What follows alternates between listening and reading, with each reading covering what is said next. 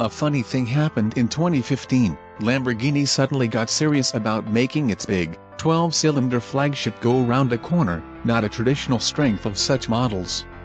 Yes, the Aventador has had racy inboard, pushrod suspension from day one, but like so many previous V12 Lamborghinis, it was still far better at going fast in a straight line than a curved one.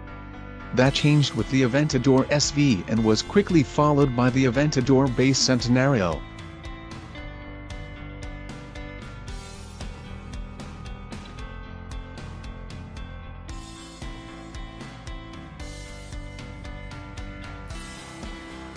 My fervent hope was that this would be a permanent change in philosophy, and having now experienced the Aventador S, I can happily report the revolution lives.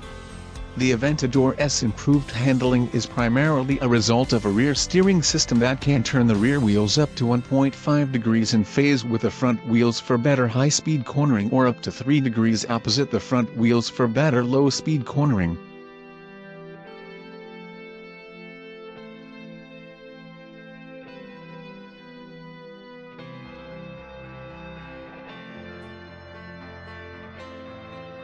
Lamborghini claims this has the same effect as lengthening the wheelbase 28.6 inches at high speeds for better stability or shortening it 19.7 inches at low speeds to improve the turning circle. In either direction, the wheels adjust in 5 milliseconds, so quickly as to be completely imperceptible.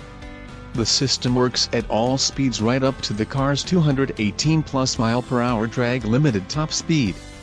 To show off the improvement, Lamborghini arranged a simple slalom test pitting the outgoing Aventador against the new Aventador S. The difference is palpable.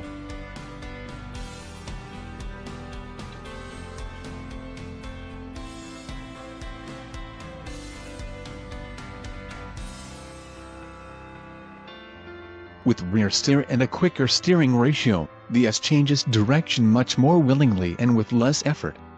The effect is most greatly felt in the rear end, which feels heavy and intractable on the old car. On the new car, the weight behind the driver transfers much more quickly. It feels like the rear end is working with the front rather than being dragged along around the corner. On the whole, the system has the effect of making the rear end feel hundreds of pounds lighter, despite the fact it weighs exactly the same.